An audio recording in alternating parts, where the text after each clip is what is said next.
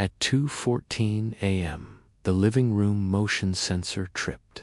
At 2:16, my 10-year-old son, still half asleep, pressed the panic button under his bed, just like we practiced.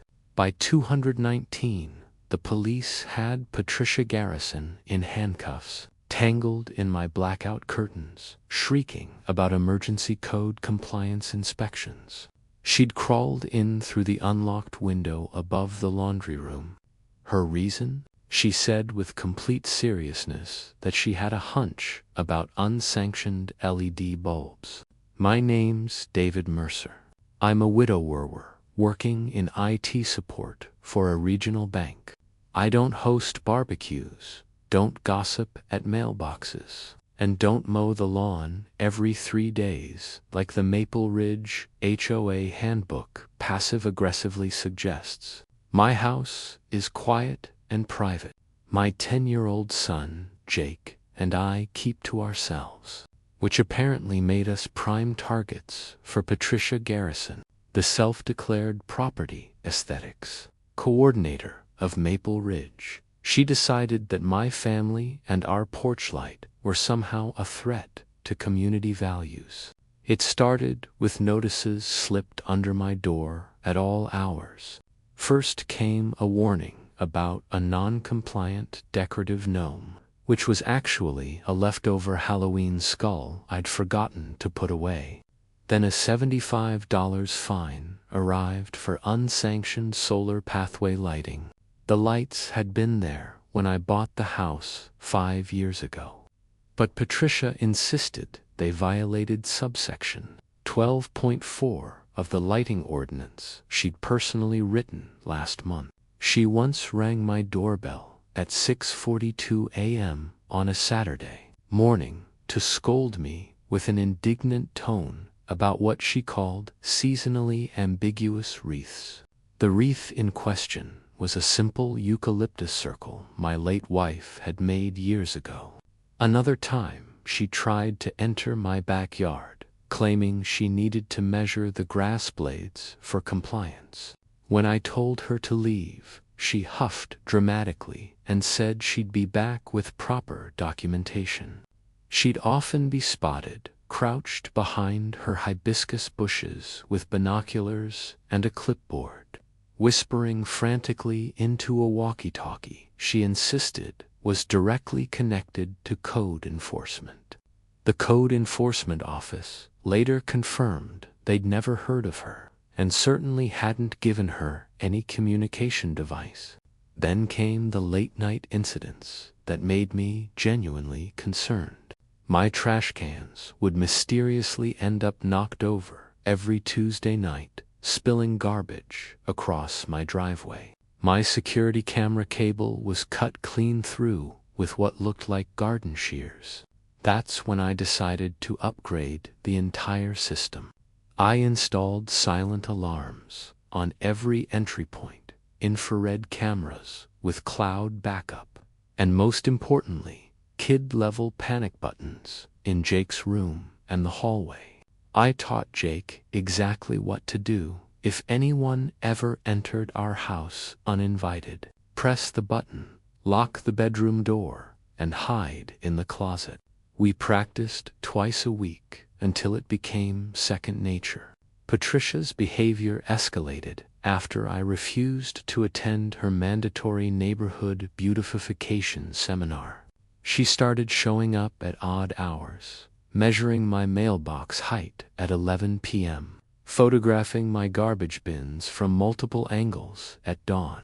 She even tried to follow Jake home from the bus stop one afternoon, claiming she needed to inspect his backpack for contraband gum. That's when I filed my first police report, though they said there wasn't much they could do unless she actually trespassed on my property. The night everything changed started like any other.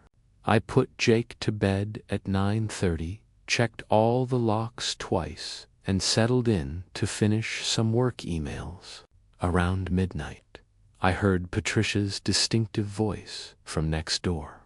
arguing with someone on her phone about the criminal lack of HOA enforcement in our neighborhood.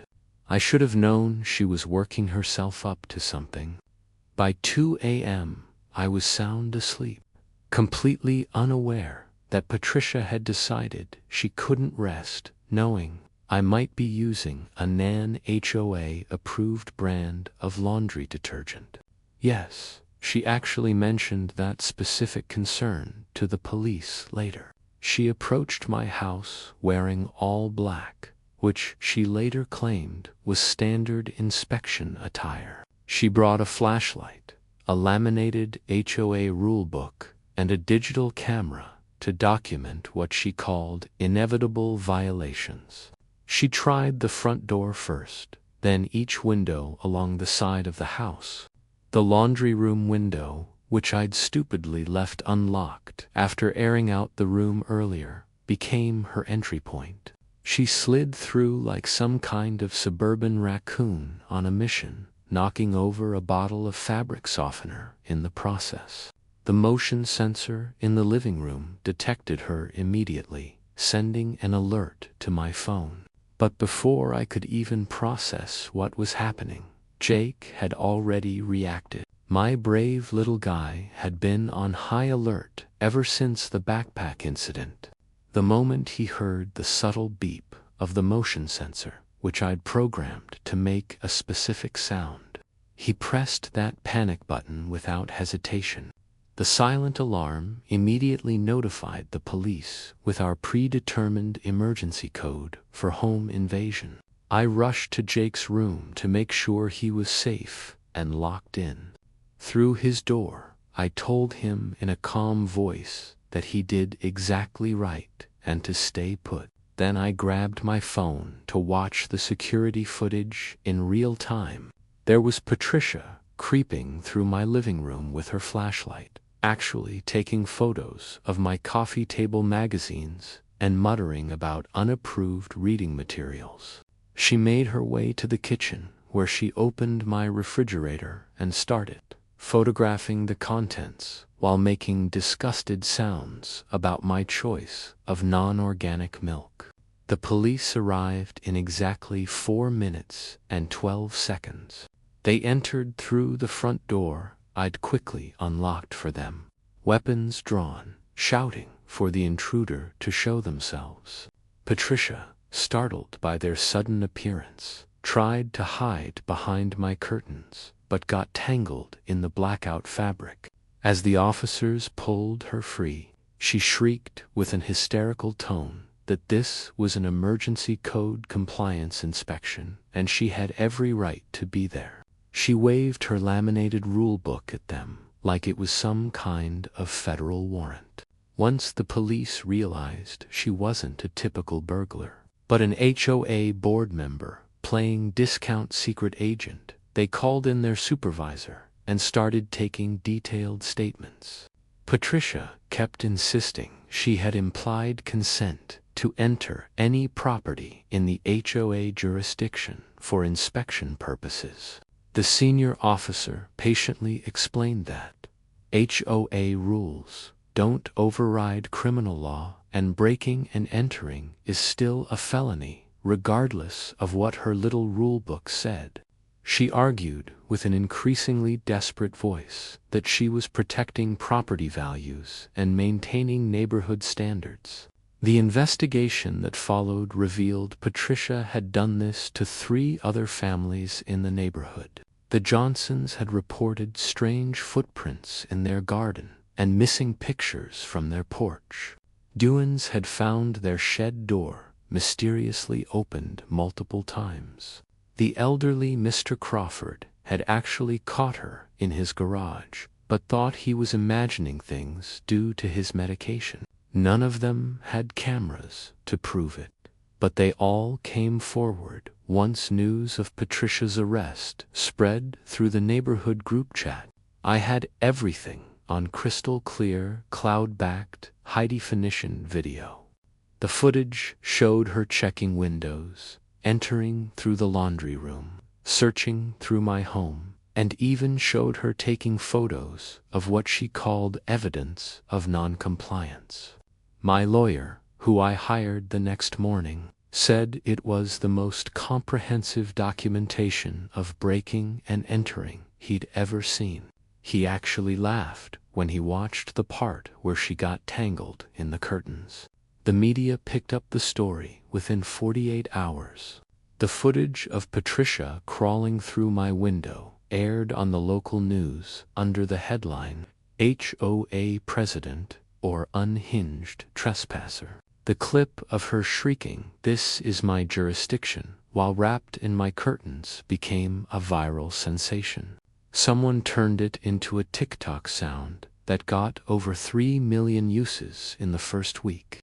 Patricia's mug shot with her perfectly styled hair, now resembling a bird's nest from the curtains struggle, became a meme template for entitled people getting their comeuppance. The HOA board held an emergency meeting 2 days after the arrest. Over 200 residents showed up, most demanding Patricia's immediate removal and the dissolution of her 23-page amendment to the neighborhood guidelines. The vote was unanimous, except for Patricia's husband, who abstained while staring at the floor. The entire HOA disbanded that night, with residents voting to never reform it. Property values actually went up once potential buyers learned there was no HOA to deal with. Patricia's legal troubles were just beginning. She faced charges of breaking and entering, criminal trespassing, unlawful surveillance, and endangerment of a minor, since Jake was in the house during her intrusion. Her lawyer tried to argue she had diminished capacity due to her obsession with neighborhood standards, but the judge wasn't buying it. The security footage from multiple angles, the evidence of her previous unauthorized entries, and her complete lack of remorse sealed her fate. The trial lasted 3 days. Patricia took the stand and delivered a 40-minute rambling speech about the importance of maintaining aesthetic standards and her belief that she was actually a hero protecting the neighborhood from chaos. She compared herself to neighborhood watch volunteers and insisted she was being persecuted for caring too much. The prosecutor simply played the video of her photographing my refrigerator contents at 2:15 in the morning and rested his case. Jake had to testify via closed-circuit video from another room. He calmly explained how scared he was when he heard the motion sensor, how he pressed the panic button just like we practiced, and how he hid in his closet until I told him it was safe. Several jury members visibly frowned at Patricia when Jake mentioned he'd been having nightmares about someone breaking in ever since she'd followed him home from the bus stop. The jury deliberated for less than 2 hours. Patricia was found guilty on all counts. At sentencing, the judge noted her complete lack of accountability and the trauma she'd caused multiple families, especially the fear she'd instilled in a young child. He sentenced her to 18 months in prison, 3 years probation, and ordered her to pay $15,000 in restitution. Patricia's jaw dropped as the sentence was read. She turned to her lawyer with a panicked expression and whispered loudly enough for everyone to hear that this couldn't be happening because she had a neighborhood standards committee meeting next week. The judge also issued a permanent restraining order preventing her from coming within 500 feet of my property or Jake's school.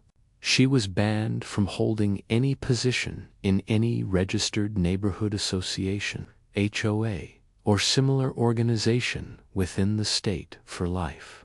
When that part was read, she actually gasped and grabbed the defendant's table for support, her face turning the exact shade of red as the non-compliant roses she'd once tried to fine the Johnsons for planting.